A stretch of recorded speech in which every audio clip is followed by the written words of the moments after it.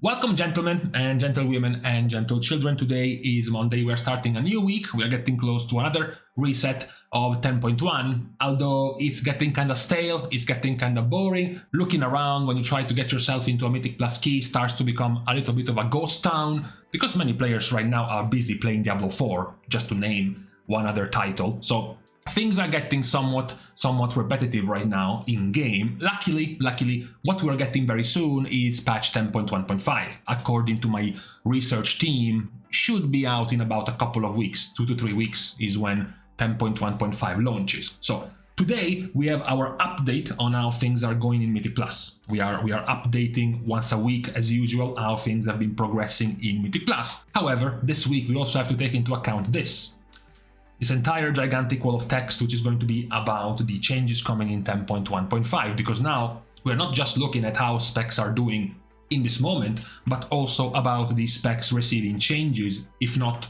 complete reworks in 10.1.5, because we have mages up for some reworks, we have changes for arcane and then reworks for frost and fire. We have reworks for Holy Paladin, we have changes to Feral Druid and to Balance Druid, we have damage compensations for the nerf of the Onyx Amulet to a bunch of healers and a bunch of tanks, but not all those changes are equal, they're not all the same, some are better than others, so many of these changes are going to be impacting the balance, right, the future of many specs for 10.1.5 and eventually the next season. So as we look at our update for Mythic Plus, we start of course with the obvious, something that has been developing for the past, I would say, couple of weeks. Once you look at the tank popularity in all key levels, you are immediately distracted by what is below.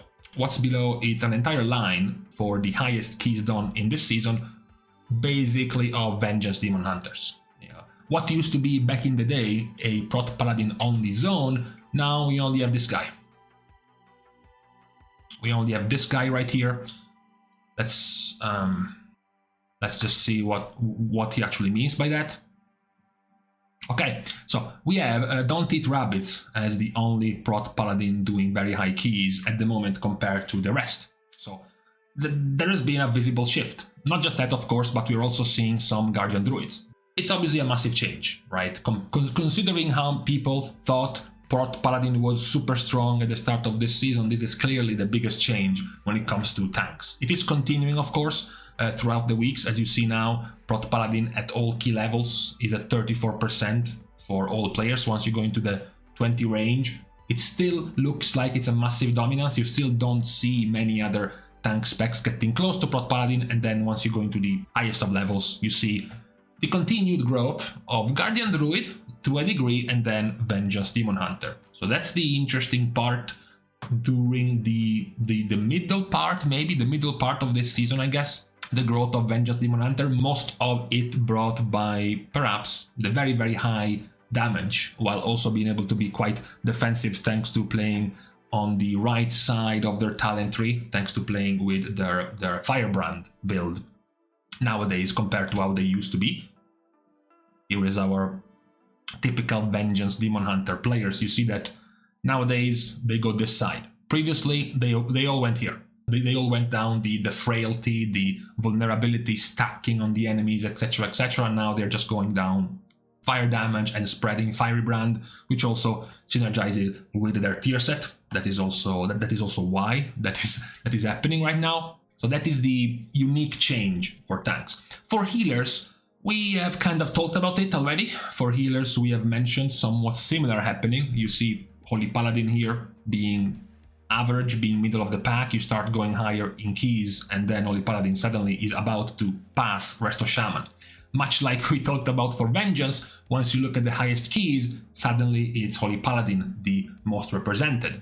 Together actually with Preservation Evoker as well. So it is clearly the option of choice. Now, unlike Vengeance, which is not actually getting much of anything in the next patch, in 10.1.5, they're getting the compensation buff for the Amulet nerf, but that's it. Holy Paladin is actually getting a massive change, a massive rework. So it is more likely that the Vengeance Demon Hunter tanks are playing Vengeance because Vengeance is strong now. Meanwhile, the Holy Paladin players are playing Holy Paladin mostly because they are preparing they are expecting, they are getting ready for the change coming in 10.1.5. So they're basically getting ahead of the curve. They're getting their plans sorted out for when the patch will hit, and likely solidify Holy Paladin as the strongest healer, at the very least in Mythic Plus. We still have to see how it's going to be playing out in the raid. But for now, in Mythic Plus, the change is quite clear. The change is that if we had to choose 4 specs to be viable, would be Holy Paladin, then Resto Shaman, then Druid and Evoker, more or less together. The other specs, particularly Priests, altogether are not doing nearly as well. You're not surprised that Mistweaver is not doing super well, but for Priests, maybe you were hoping for some better results. Not really happening right now for Priests, at the very least for healer. Shadow Priest is in a much better situation. Now, talking about the melee DPS, this is our usual site when we look at the melee DPS at all key levels. Plenty of players wanting to try out Red Paladin. I don't blame them. It's not that Red Paladin has been very popular very often, so, you know, you might as well, the one time in 10 years that Red Paladin becomes quite good, spend all the time you can playing the spec before it gets nerfed or changed and becomes once again irrelevant. Still though, once you go higher in keys, you still see Red Paladin being quite dominant up to the entry level of competitive keys. As soon as you go into the high level of competitive keys, into the top players and top key levels, you do see that Red Paladin, you know, falls down quite a lot. They go from being the first one to being the 4th one. They get passed by Subtlety, Enhancement and Fury Warrior. You can also see it in here to a slight degree because there are quite a lot of changes in the popularity of DPS specs, but you can see that you have a handful of Red Paladins far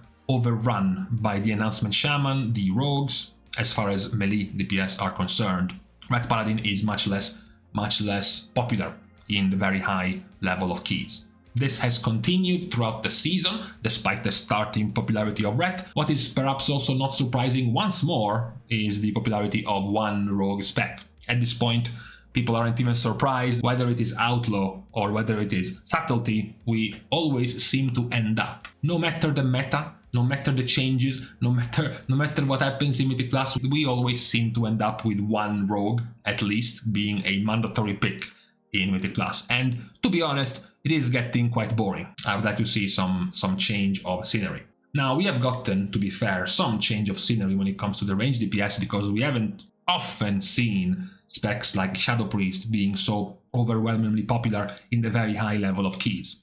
Now, this is quite good to look at if you were a range DPS players. Many of these numbers are quite healthy when you look at the entirety of the player base. It seems like there is some pretty good diversity in these specs. Even if you get into the 20 level, yes, it starts to become a little bit more skewed, but you know, we have several specs close to or at 10% or above, which is very high for a spec that has to be fighting with 11 others. You know, we said being above 10% for tanks is good, but there is only 6 tank specs. In here, there is 12. There is 12 range DPS specs, and you can still manage to have 1, 2, 3, 4, 5, 6, 7, 8 out of 12. So basically 2/3 of the specs being at a pretty healthy level, which is good. Yes, of course, once you go into the super competitive, it turns into this, but you know, that is to be expected when players try to min-max everything. It basically turns out to be, it's just Shadow Priest.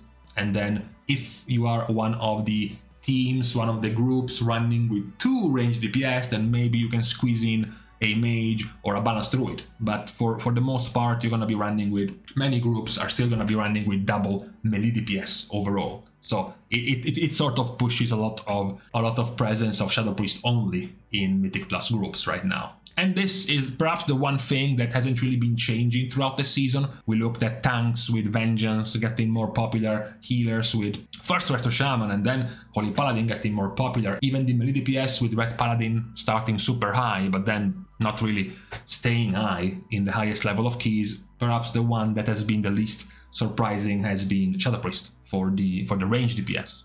Now, as far as the actual situation in the entirety of Mythic Plus, this is what Sub Creation is telling us. They are taking high-ish level of keys, in this case, keys ranging from +16 to +27 when you look at all of the affixes.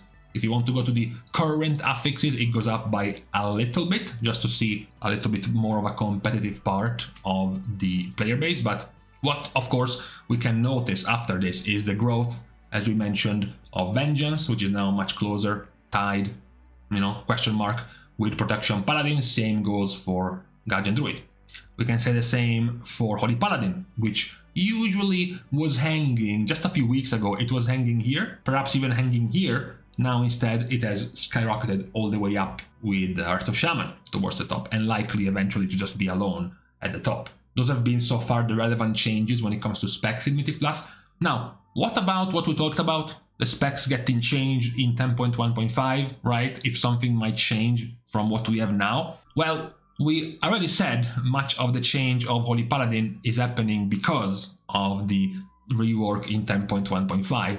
What is going to be more interesting are the changes to Feral, which at the moment is not living too good of a life in Mythic Plus. Even worse when they had been changed in Dragonflight to have a much stronger AoE as opposed to a much weaker single target. A pretty weird situation for Feral because they used to be the opposite for basically their entire existence. Tons of single target damage, shit AoE. Now they are the opposite and they are still not very good in Mythic Plus. That's kind of their problem. So we're gonna see what changes in 10.1.5 for them.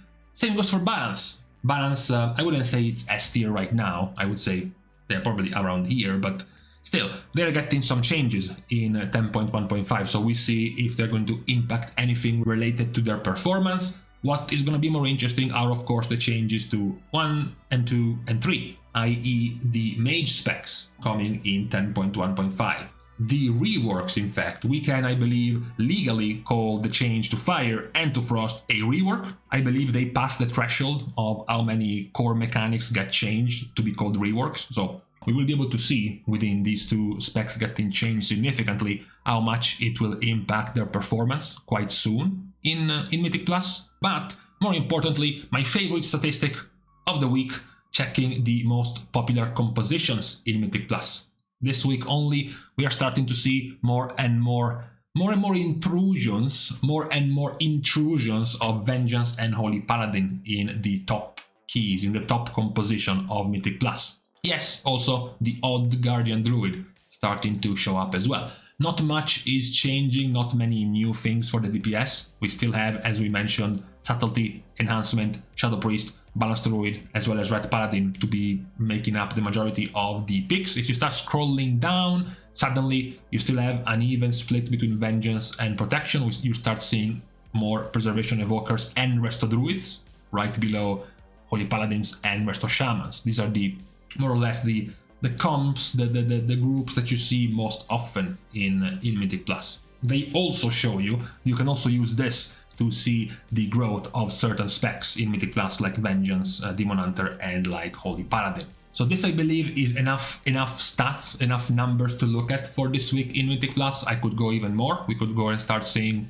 some, over the season changes of the different specs, looking at some graphs of what changed, what improved, like, look at this, look at Frost Decay. Super trash, and then they start just rising all the way up to above middle of the pack. These could also be some interesting things to look at, but I think we have reached our threshold of numbers and things to look at for this week in Mythic Plus, especially considering in the end, we are still waiting for more cool things to happen with patch 10.1.5. So this is, for now, just about all we can notice from Mythic Plus. The growth of Vengeance and lower down of Guardian Druid for tanks, the growth of Holy Paladin for the healers, the growth, or I should say the regrowth of Enhancement Shaman over Red Paladin in high keys for melee DPS, and then the continued stale situation of Shadow Priest being at the very top for range DPS. With this out of the way, that was the recap for this week in Mythic Plus. We are, of course, saying our goodbyes for today as well. We are thanking all of the patrons for the support, as well as everyone who supports for free by liking and commenting down below, as well as subscribing to the channel itself. This is all for today, guys. See you guys soon, and in the meantime, I think it's getting better now. I think the lighting has been sorted a little bit better. The camera is now not nearly as allergic to my pearly white shirts anymore.